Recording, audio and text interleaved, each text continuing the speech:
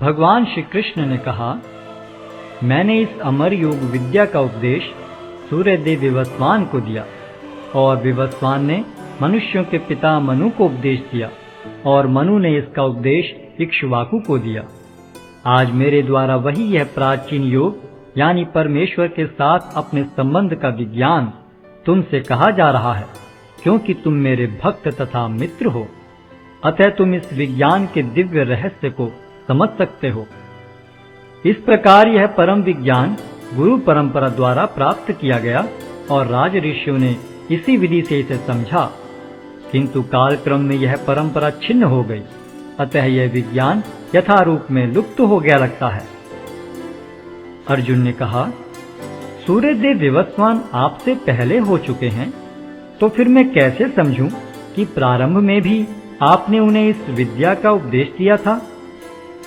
श्री भगवान ने कहा, तुम्हारे तथा मेरे अनेकानेक जन्म हो चुके हैं। मुझे तो उन सब का स्मरण है, किंतु हे परंतप, तुम्हें उनका स्मरण नहीं रह सकता है। यद्यपि मैं अजन्मा तथा विनाशी हूं और यद्यपि मैं समस्त जीवों का स्वामी हूं, तो भी प्रत्येक युग में मैं अपने आदि दिव्य रूप में प्रकट होता हूं। हे भरतवंशी, जब भी और जहां भी धर्म का पतन होता है और अधर्म की प्रधानता होने लगती है, तब तब मैं अवतार लेता हूं। भक्तों का उद्धार करने, दुष्टों का विनाश करने तथा धर्म की फिर से स्थापना करने के लिए मैं हर युग में प्रकट होता हूं। हे अर्जुन, जो मेरे आविर्भाव तथा कर्मों की दिव्य प्रकृति को जानता है, वह इस शरीर को छोड़ने पर इस भौतिक संसार में पुनः जन्म नहीं लेता, अपितु मेरे सनातन धाम को प्राप्त होता है। आसक्ति, भय तथा क्रोध से मुक्त होकर, मुझ में पूर्णतया तन्मय होकर और मेरी शरण में आकर बहुत से व्यक्ति भूतकाल में मेरे ज्ञान से पवित्र हो चुके हैं। इस प्रकार से उन सबों ने मेरे प्रति दिव्य प्रेम को प्राप्त किया है। जिस भाव से सारे लोग मेरी शरण ग्रहण करते हैं, उसी के अनुरूप मैं उन्हें फल देता हूँ। हे पार्थ, प्रत्येक व्यक्ति सभी प्रकार से मेरे पथ का अनुगमन करता है। इस संसार में मनुष्य सकाम कर्मों में सिद्धि चाहते हैं, फलस्वरूप वे देवताओं की पूजा करते हैं। निस्संदेह संसार में मनुष्य को सकाम कर्म का फल शीघ्र प्राप्त होता है। प्रकृति के तीनों गुणों और उनसे संबद्ध कर्म के अनुसार मेरे द्वारा मानव समाज के 4 विभाग रचे गए। यद्यपि मैं इस व्यवस्था का सृष्टा हूं, किंतु तुम यह जान लो कि मैं इतने पर भी अव्यय अकर्ता हूं। मुझ पर किसी कर्म का प्रभाव नहीं पड़ता, न ही मैं कर्म फल की कामना करता हूं। जो मेरे संबंध में सत्य को जानता है, वह भी कर्मों के फल के पाश में नहीं बंधता। प्राचीन काल में समस्त मुक्त आत्माओं ने मेरी दिव्य प्रकृति को जान करके ही कर्म किया। अतः तुम्हें चाहिए कि उनके पद चिन्हों का अनुसरण करते हुए अपने कर्तव्य का पालन करो। कर्म क्या है और अकर्म क्या है, इसे निश्चित करने में बुद्धिमान व्यक्ति भी मोहग्रस्त हो जाते हैं। अतः मैं तुमको बताऊंगा कि कर्म क्या है, जिसे जानकर तुम सारे अशुभ से मुक्त हो सकोगे। कर्म की बारीकियों को समझना अत्यंत कठिन है। अतः मनुष्य को चाहिए कि वह यह ठीक से जाने कि कर्म क्या है, विकर्म क्या है और अकर्म क्या है। जो मनुष्य कर्म में अकर्म और अकर्म में कर्म देखता है, वह सभी मनुष्यों में बुद्धिमान है और सब प्रकार के कर्मों में प्रवृत्त रहकर भी दिव्य स्थिति में रहता है। जिस व्यक्ति का प्रत्येक प्रयास इंद्रिय तृप्ति की कामना से रहित होता है, उसे पूर्ण ज्ञानी समझा जाता है। उसे ही साधु पुरुष ऐसा करता कहते हैं, जिसने पूर्ण ज्ञान की अग्नि से कर्म फलों को भस्मसात कर दिया है। अपने कर्म फलों की सारी आसक्ति को त्याग कर सदैव संतुष्ट तथा स्वतंत्र रहकर वह सभी प्रकार के कार्यों में व्यस्त रहकर भी कोई सकाम कर्म नहीं करता। ऐसा ज्ञानी पुरुष पूर्ण रूप से संयमित मन तथा बुद्धि से कार्य करता है, अपनी संपत्ति के सारे स्वामित्व को त्याग देता है और केवल शरीर निर्वाह के लिए कर्म करता है।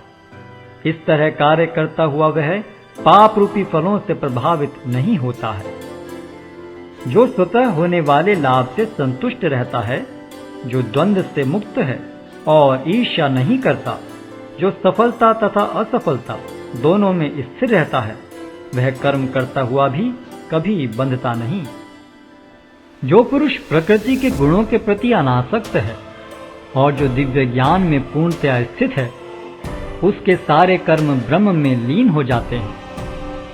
जो व्यक्ति कृष्ण भावनामृत में पूर्णतया लीन रहता है, उसे अपने आध्यात्मिक कर्मों के योगदान के कारण अवश्य ही भगवत धाम की प्राप्ति होती है, क्योंकि उसमें हवन आध्यात्मिक होता है और हवि भी आध्यात्मिक होती है। कुछ योगी विभिन्न प्रकार के यज्ञों द्वारा देवताओं की भली भांति पूजा करते हैं और कुछ परब्रह्म रूपी अग्नि में आहुति डालते हैं। इनमें से कुछ विशुद्ध ब्रह्मचारी श्रवणादि क्रियाओं तथा इंद्रियों को मन के नियंत्रण रूपी अग्नि में स्वाहा कर देते हैं, तो दूसरे लोग इंद्रिय विषयों को इंद्रियों की अग्नि में स्वाहा कर देते हैं। दूसरे, जो मन तथा इंद्रियों को वश में करके आत्म साक्षात्कार करना चाहते हैं, संपूर्ण इंद्रियों तथा प्राणवायु के कार्यों को संयमित मन रूपी अग्नि में आहुति कर देते हैं।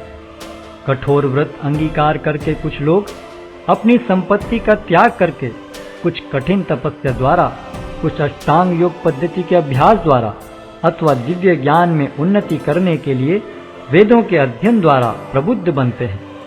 अन्य लोग भी हैं जो समाधि में रहने के लिए श्वास को रोके रहते हैं। वे अपान में प्राण को और प्राण में अपान को रोकने का अभ्यास करते हैं और अंत में प्राण अपान को रोककर समाधि में रहते हैं। अन्य योगी कम भोजन करके प्राण की प्राण में ही आहुति देते हैं। ये सभी यज्ञ करने वाले यज्ञों का अर्थ जानने के कारण पाप कर्मों से मुक्त हो जाते हैं और यज्ञों के फल रूपी अमृत को चखकर परम दिव्य आकाश की ओर बढ़ते जाते हैं। हे कुरुश्रेष्ठ, जब यज्ञ के बिना मनुष्य इस लोक में या तो इस जीवन में ही सुखपूर्वक नहीं रह सकता, तो फिर अगले जन्म में कैसे रह सकेगा। ये विभिन्न प्रकार के यज्ञ वेद सम्मत हैं और ये सभी विभिन्न प्रकार के कर्मों से उत्पन्न हैं।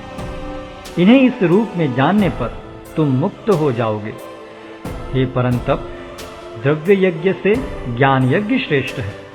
हे पार्थ, अंततो गत्वा सारे कर्म यज्ञों का अवसान दिव्य ज्ञान में होता है। तुम गुरु के पास जाकर सत्य को जानने का प्रयास करो, उनसे विनीत होकर जिज्ञासा करो और उनकी सेवा करो। स्वरूप सिद्ध व्यक्ति तुम्हें ज्ञान प्रदान कर सकते हैं, क्योंकि उन्होंने सत्य का दर्शन किया है। स्वरूप सिद्ध व्यक्ति से वास्तविक ज्ञान प्राप्त कर चुकने पर तुम पुनः कभी ऐसे मोह को प्राप्त नहीं होगे, क्योंकि इस ज्ञान के द्वारा तुम देख सकोगे कि सभी जीव परमात्मा के अंश स्वरूप हैं, अर्थात वे सब मेरे हैं। यदि तुम्हें समस्त पापियों में भी सर्वाधिक पापी समझा जाए, तो भी तुम दिव्य ज्ञान रूपी नाव में होकर दुख सागर को पार करने में समर्थ होगे। जैसे प्रज्वलित अग्नि ईंधन को भस्म कर देती है, उसी तरह हे अर्जुन, ज्ञान रूपी अग्नि भौतिक कर्मों के समस्त फलों को जला डालती है। इस संसार में दिव्य ज्ञान के समान कुछ भी उदात्त तथा शुद्ध नहीं है। ऐसा ज्ञान समस्त योग का परिपक्व फल है।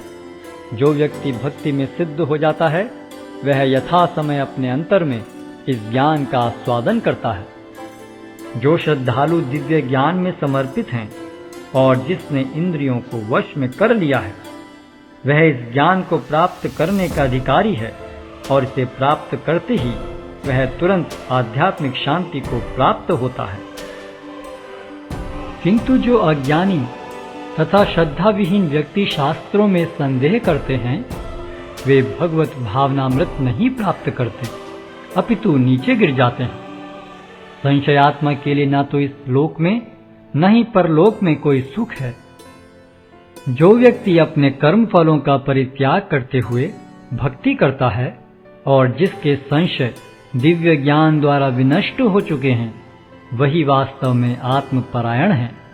हे धनंजय, वह कर्मों के बंधन से नहीं बंधता।